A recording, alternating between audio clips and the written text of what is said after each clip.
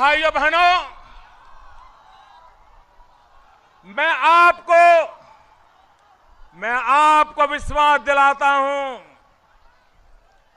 मैं आपकी तपस्या कभी बेकार नहीं जाने दूंगा। ये भयंकर ताप में तपना बिहार के भाग्य को बदलने के लिए आपने जो यज्ञ शुरू किया है, ये उस यज्ञ में मेरी भी कुछ आहुति होगी, ये आप विश्वास रखिए मेरे भाइयों बहनों। समस्तीपुर भाइयों बहनों, ये धरती हम सबके प्रेरक, जिनका जीवन दलित, पीड़ित, शोषित, वंचित ऐसे सभी लोगों के लिए प्रेरणा का केंद्र बिंदु रहा है, ऐसे जननायक स्वर्गीय कर्पूरी ठाकुर की इस जन्मभूमि को मैं प्रणाम करता हूं। और मैं उनसे प्रार्थना करता हूं, आप जहां हो वहीं से हमें आशीर्वाद दें, ताकि हम आपके सपनों को पूरा कर सकें। आज 8 अक्टूबर लोकनायक जयप्रकाश नारायण जी की पुण्यतिथि का भी दिन है, और ये राजनीति का रंग देखिए। सत्ता सुख के लिए राजनीति में रंग बदलने वाले लोगों को देखिए, उनके कर्तव्य देखिए, उनके कारनामे देखिए। ये कौन लोग जो कभी कर्पूरी ठाकुर का नाम लेकर के लोगों के, गरीबों के कल्याण की बातें करते थे। वे लोग कभी कर्पूरी ठाकुर का नाम देकर के कांग्रेस के खिलाफ जंग लड़ने की बातें करते थे। ये वो लोग जो कभी लोकनायक जयप्रकाश नारायण जी का छाए में, उनके साए में अपने राजनीतिक कार्यक्रमों को लागू करने के लिए उनकी साए में रहना पसंद करते थे। जो लोकनायक जयप्रकाश नारायण जी ने कांग्रेस के कुशासन के खिलाफ, कांग्रेस के भ्रष्टाचार के खिलाफ एक जंग छेड़ा था, देश के नौजवानों को प्रेरणा दी थी। आज जो कल तक लोकनायक के गीत गाते थे, जो कल तक कर्पूरी ठाकुर की बातें सुनाते थे, वे लोग आज कांग्रेस की गोद में जाकर के बैठ गए हैं, कांग्रेस की गोद में जाकर।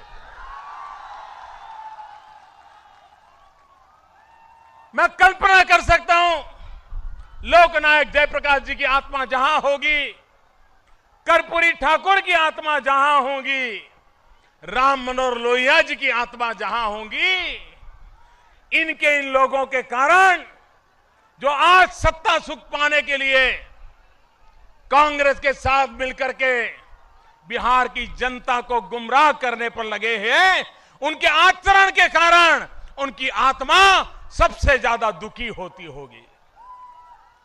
मेरे भाइयों बहनों, आज मैं समस्तीपुर आया हूं।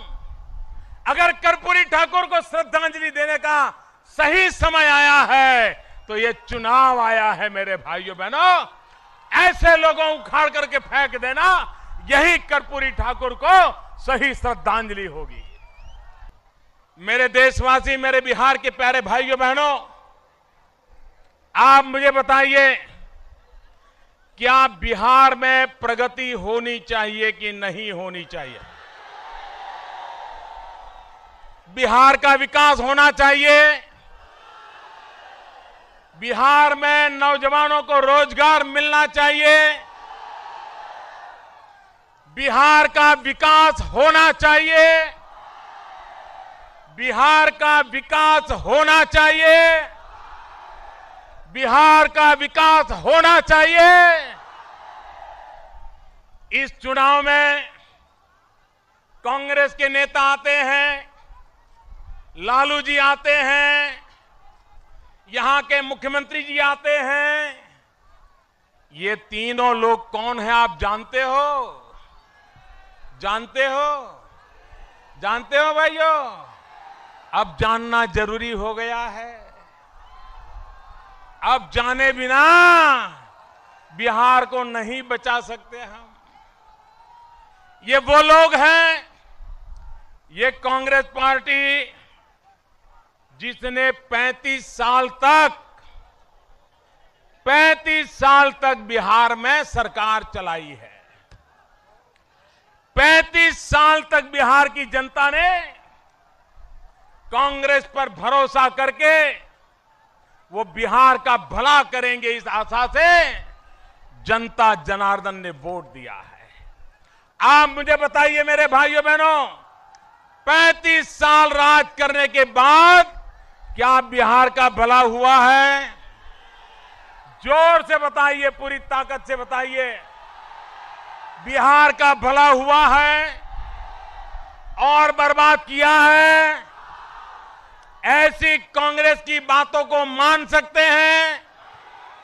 जो 35 साल कुछ नहीं कर पाए वो 5 साल में कुछ कर पाएंगे?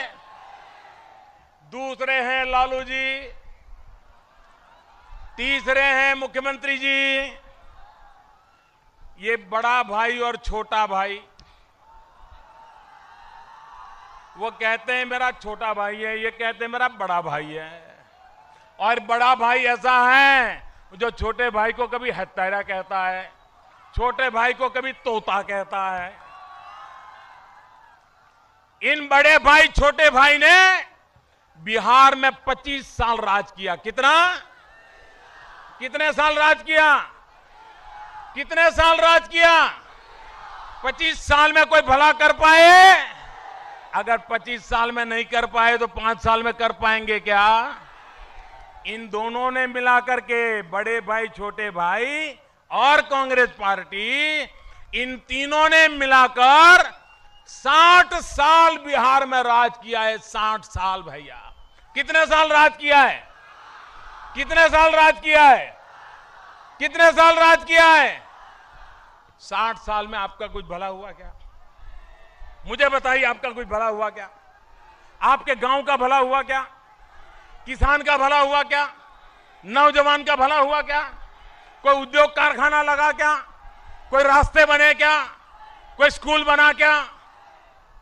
मुझे बताइए, जिन्होंने 60 साल तक राज किया वे आज और पहले ये तीनों एक दूसरे के खिलाफ लड़ते थे, तीनों एक दूसरे के गाली गलौज करते थे, तीनों एक दूसरे को बदनाम करते थे। आज वो तीनों क्यों मिले हैं भाई? ये आज तीनों सत्ता के लिए मिले हैं कि नहीं मिले हैं? कुर्सी के लिए एक हुए कि नहीं हुए हैं? बिहार की भलाई के लिए एक हुए क्या? अगर बिहार के लिए भलाई के लिए एक हुए होते पहले कभी एक आए थे क्या? ये सिर्फ सत्ता के लिए इकट्ठे आए हैं, बिहार की भलाई के लिए इकट्ठे नहीं आए हैं। भाइयों बहनों, आप मुझे बताइए, ये कांग्रेस पार्टी हो, ये बड़े भाई हो, ये छोटे भाई हो, ये महास्वार्थ बंधन के सारे कच्चे पट्टे हो, ये लोग आपके पास जब वोट मांगने के लिए आए हैं तो उन्होंने अपने काम का हिसाब देना चाहिए कि नहीं देना चाहिए? अपने 60 साल के काम का हिसाब देना चाहिए कि नहीं देना चाहिए? बिहार को क्या वादे किए थे वो बताना चाहिए कि नहीं बताना चाहिए? कौन से वादे पूरे किए वो बताना चाहिए कि नहीं बताना चाहिए? अपने काम का हिसाब देना चाहिए कि नहीं देना चाहिए? पल पल का हिसाब देना चाहिए कि नहीं देना चाहिए? पाई पाई का हिसाब देना चाहिए कि नहीं देना चाहिए? मुझे बताइए, चुनाव के इतने दिन हो गए, ये अपने काम का हिसाब दे रहे हैं क्या? 60 साल में क्या किया इसका हिसाब दे रहे हैं क्या? जो अपना 60 साल के काम का हिसाब नहीं दे पा रहे हैं, उनके लिए फिर से 5 साल बिहार को बर्बाद करने के लिए मौका देना चाहिए क्या? और इसलिए मेरे भाई बहनों, मैं आपके पास आया हूं। आज पहली बार दिल्ली में ऐसी सरकार आई है जो बिहार को समर्पित सरकार है। मेरे भाइयों बहनों, बिहार का भाग्य बदलने के लिए समर्पित सरकार है। और मैं आज से नहीं कह रहा हूं, 2013 में सितंबर महीने में भारतीय जनता पार्टी का अधिवेशन हुआ था। उस अधिवेशन का मेरा भाषण निकाल के कोई देख ले। उसमें मैंने कहा था, अगर हमें हिंदुस्तान का भाग्य बदलना है तो भारत हर कोने में विकास जरूरी है। भारत के हर राज्य में विकास जरूरी है। सिर्फ भारत के पश्चिमी छोर पर विकास हो और भारत के पूर्वी छोर पर विकास नहीं होगा तो कभी भारत महान नहीं बन सकता है। केरल आगे बढ़े, कर्नाटक आगे बढ़े, गोवा आगे बढ़े, गुजरात आगे बढ़े, राजस्थान आगे बढ़े, हरियाणा आगे बढ़े, पंजाब आगे बढ़े और मेरा उड़ीसा पीछे रह जाए, मेरा बिहार पीछे रह जाए, मेरा पूर्वी उत्तर प्रदेश पीछे रह जाए, मेरा पश्चिम बंगाल पीछे रह जाए, मेरा आसाम पीछे रह जाए, मेरा नॉर्थ ईस्ट पीछे रह जाए, तो देश कभी आगे बढ़ेगा क्या? ये बात मैंने 2013 के मेरे भाषण में कही है, क्योंकि मैं मानता हूं अगर हिंदुस्तान को हमें आगे ले जाना है तो हमें हमारे पूर्वी हिंदुस्तान को और गति देनी पड़ेगी और ताकत देनी पड़ेगी। भाइयों बहनों, बिहार में 1,65,000 करोड़ ये विकास का पैकेज सिर्फ बिहार का भला करेगा ऐसा नहीं। ये 1,65,000 करोड़ जब बिहार की धरती पर काम में आएंगे, पूरे हिंदुस्तान की शकल सूरत बदलने में काम आने वाले हैं। ये ताकत है बिहार की। एक बार बिहार आगे बढ़ गया तो हिंदुस्तान कभी पीछे नहीं रह सकता है भाइयों। और इसलिए मेरी पूरी कोशिश है कि बिहार को कैसे ताकत मिले, बिहार के नौजवान को अवसर कैसे मिले। बिहार की शक्ति है, अभूतपूर्व शक्ति है बिहार के पास। अभी मैं अमेरिका गया था, वहां मुझे बिहार के नागरिकों का एक डेलीगेशन मिलने आया था। जब मेरा उनसे परिचय हुआ, ऐसे एक से बढ़कर एक होनहार लोग, ऐसे होनहार लोग, मेरे देश के नौजवान ऐसे अमेरिका में अपना काम कर रहे हैं और वो बिहार के हैं। इतना आनंद हुआ भाइयों। और जब उनसे बातें हुई, उन्होंने यही कहा, साहब हम आशा करके बैठे हैं कि चुनाव के बाद बिहार का कायाकल्प शुरू हो जाएगा। मैंने अमेरिका में भी बिहार की चिंता करने वाले बिहार के लोगों को देखा। मुझे लगा कि जिस राज्य के पास ऐसे सामर्थ्यवान, शक्तिवान नौजवान हो, वो राज्य कभी पीछे नहीं रह सकता भाइयों, वो राज्य कभी पीछे नहीं रह सकता।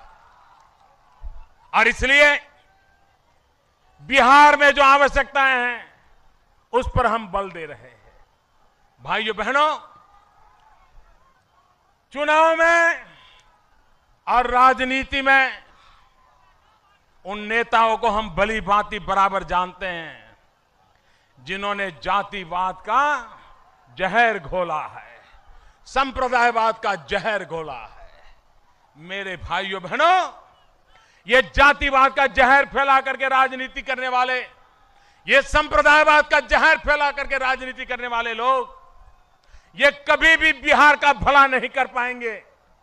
और इसलिए बिहार को जो जंगल राज झेलना पड़ा है, अब मुझे बताइए मेरे भाइयों बहनों, पूरी ताकत से जवाब देंगे तो मैं पूछूं आपको?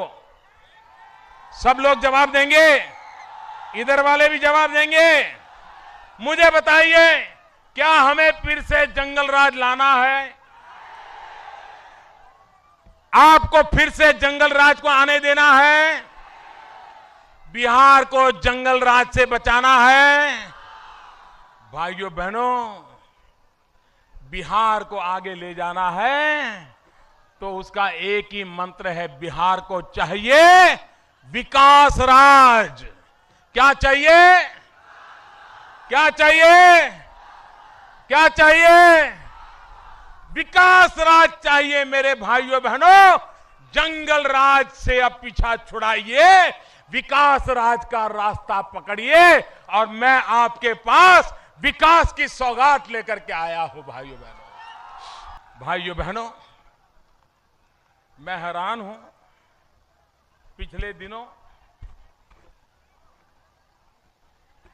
जिनको अब पराजय सामने दिख रहा है, भांति भांति के स्वार्थ बंधन करने के बावजूद भी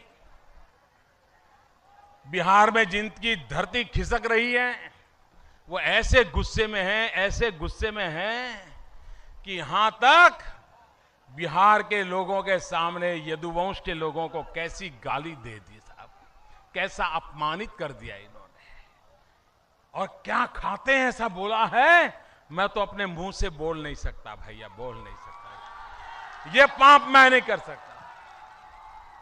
और जब बिहार के यदुवंशी नेताओं ने उनको घेर लिया, क्या बोल रहे हो, हमारा अपमान कर रहे हो, बिहार में मीडिया ने उनको घेर लिया, तो उन्होंने क्या कहा? उन्होंने कहा ये तो शैतान मेरे अंदर आ गया था, इसलिए मेरे से ऐसा बोल दिया। उन्होंने ऐसा कहा कि नहीं कहा भाइयों?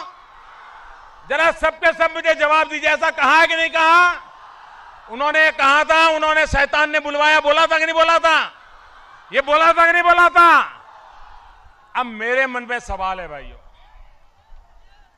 मेरे मन में सवाल है, सारी दुनिया में अरबों खरबों लोग हैं, हिंदुस्तान में करोड़ों करोड़ों लोग हैं, बिहार में करोड़ों करोड़ों लोग हैं, लेकिन मुझे आश्चर्य हो रहा है, ये शैतान को इन्हीं का ठिकाना मिला क्या? यही एड्रेस मिला क्या? वहीं गया क्या?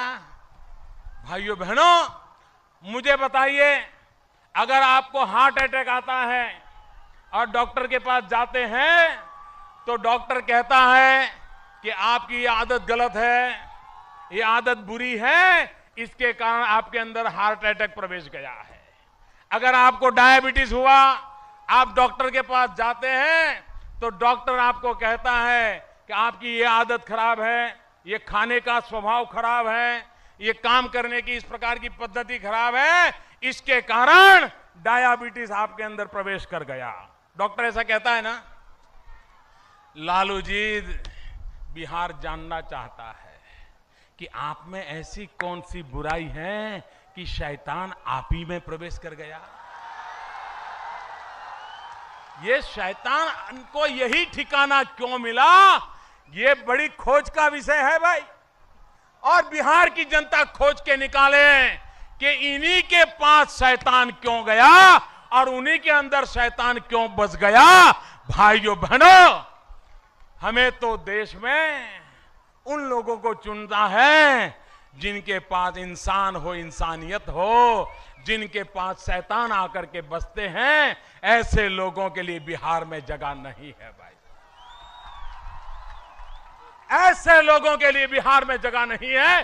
और इसलिए मेरे भाइयों बहनों, मैं आज आपसे आग्रह करने आया हूं, मैं आज आग्रह करने आया हूं कि बिहार के विकास के लिए, समस्तीपुर के विकास के लिए आप भारतीय जनता पार्टी के नेतृत्व में ये जो हमारा एनडीए का गठबंधन है, हमारे रामविलास जी हैं, हमारे उपेंद्र कुशवाहा जी हैं, हमारे मांझी जी हैं, ये सारे हम मिलकर के दिल्ली सरकार पूरी तरह बिहार के साथ कंधे से कंधा मिलाकर के काम करना चाहती है। मेरे भाइयों बहनों, मुझे आशीर्वाद चाहिए। आप मुझे बताइए भाइयों, बिहार को रास्ते चाहिए कि नहीं चाहिए? जरा इधर से भी आवाज आए, बिहार को रास्ते चाहिए कि नहीं चाहिए? बिहार को विकास चाहिए कि नहीं चाहिए? बिहार को अस्पताल चाहिए कि नहीं चाहिए? बिहार को शिक्षक चाहिए कि नहीं चाहिए? गरीब के लिए स्कूल चाहिए कि नहीं चाहिए? गरीब को रहने के लिए घर चाहिए कि नहीं चाहिए? नौजवान को रोजगार चाहिए कि नहीं चाहिए? भाइयों बहनों, मेरी पार्टी का, हमारे एनडीए के गठबंधन का एक ही एजेंडा है कि आप लोगों को रोजगार मिले, बिहार विकास करे और बिहार इतना आगे बढ़े, इतना आगे बढ़े कि पूरा हिंदुस्तान उसके कारण आगे बढ़ जाए। ये सपना लेकर के मैं बिहार में आपसे मदद मांगने आया हूं। भाइयों बहनों, बिहार के अंदर 1,65,000 करोड़ का पैकेज बिहार के इतिहास की सबसे बड़ी घटना है। और ये इसलिए है क्योंकि मैं बिहार की ताकत को भली भांति जानता हूं। और मैं तो कभी कहता हूं कि बिहार का पानी और बिहार की जवानी, इन दो का अगर सही उपयोग हो ना, तो सिर्फ बिहार नहीं, हिंदुस्तान बदल जाए। मेरे भाइयों, इतना पानी है, लेकिन वही पानी कभी विनाश करता है और दूसरे इलाके में सूखे के लिए, मरने के लिए मजबूर करता है। क्योंकि 60 साल तक ये महास्वार्थ बंधन वालों ने जो राज किया, उनको यहां के पानी की परवाह नहीं थी। यहां की जवानी हिंदुस्तान में जहां जाती है, दुनिया में जहां जाती है, बिहार का नाम रोशन कर देती है। लेकिन उस जवानी को पलायन करना पड़ता है। अगर बिहार की जवानी को, अगर बिहार में अवसर मिले तो बिहार बदल जाए कि नहीं बदल जाए? बिहार आगे बढ़े कि नहीं बढ़े? बिहार का भला होगा कि नहीं होगा? और इसलिए मेरे भाइयों बहनों, बिहार का पानी भी बिहार के काम आना चाहिए और बिहार की जवानी भी बिहार के काम आनी चाहिए। और इसलिए मेरे भाइयों बहनों, मैं आज आपके पास आया हूं विकास का मंत्र लेकर के। हमें रास्तों का नेटवर्क बनाना है,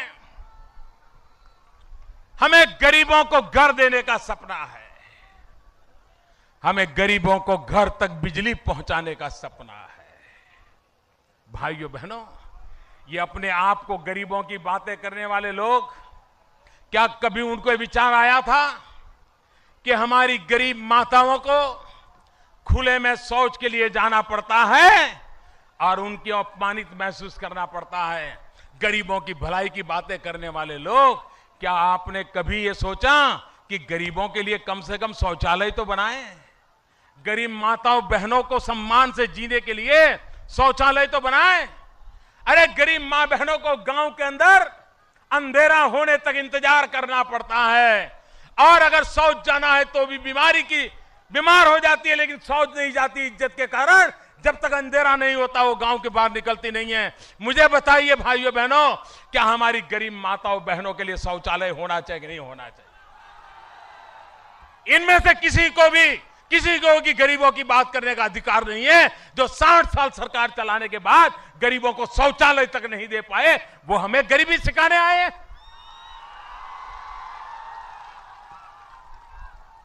आप मुझे बताएं भाइयों बहनों, कांग्रेस पार्टी इंदिरा गांधी ने बैंकों का राष्ट्रीयकरण किया था। बैंकों का राष्ट्रीयकरण किया तब कहा था कि गरीबों के लिए बैंक अकाउंट खोलने होंगे, बैंकों का पैसा गरीबों को मिलना चाहिए। आप मुझे बताइए, गरीबों को बैंक तक जाने का मौका मिला था क्या? बैंक के दरवाजे कभी गरीब ने देखे थे क्या? 60 साल तक बैंकों से गरीब दूर रहा। हमने 1 साल के भीतर भीतर आकर के इस देश के सभी नागरिकों का बैंकों में खाता खुलवा दिया। भाइयों बहनों, गरीबों के लिए काम करते हैं नहीं करते? गरीबों के लिए काम कैसे किया जाता है, इसका यह उदाहरण है भाई। और इसलिए मैं कहने आया हूं, मेरे भाइयों बहनों, आने वाले दिनों में मुझे गरीबों को, आने वाले दिनों में मुझे गरीबों को रहने के लिए घर देना है। 2022 जब देश की आजादी के 75 साल होंगे, हिंदुस्तान के हर परिवार के पास अपना खुद का घर हो, ये सपना पूरा करने के लिए मैं काम, आपके आशीर्वाद चाहिए। भाइयों बहनों, ये आपके मुख्यमंत्री जब 2010 में चुनाव में आपसे वोट मांगने आए तो उन्होंने आपसे बिजली देने का वादा किया था। नीतीश कुमार जी ने आपको बिजली दूंगा ऐसा वादा किया था। बिजली मिली, बिजली मिली। उन्होंने ये कहा था कि अगर मैं बिजली नहीं दे पाऊंगा तो 2015 में वोट मांगने नहीं आऊंगा, ये कहा था कि नहीं कहा था? अभी फिर से वोट मांगने आए कि नहीं आए? बिजली आई क्या? नहीं आई ना। उन पे भरोसा कर सकते हैं क्या? उनके वादों पर भरोसा कर सकते हैं क्या? भाइयों बहनों, जो ऐसी बातें करते हो कि 2015 में मैं आऊंगा, अगर बिजली न लाऊं तो मैं वोट मांगने नहीं आऊंगा, ये अहंकार की भाषा देखिए। एक घर में नई बिजली नहीं पहुंचाई भाइयों, एक घर में बिजली नहीं पहुंचाई, और आज वो आपके पास फिर से वोट मांगने के लिए आए हैं। और इसलिए मैं आपसे कहने आया हूं, ये झूठे खोखले वादे करके बिहार को जंगल राज बनाने के फिर खेल खेले जा रहे हैं। मुझे बताइए, बिहार में सबसे बड़ा उद्योग कौन चला भाई जंगल राज में? जंगल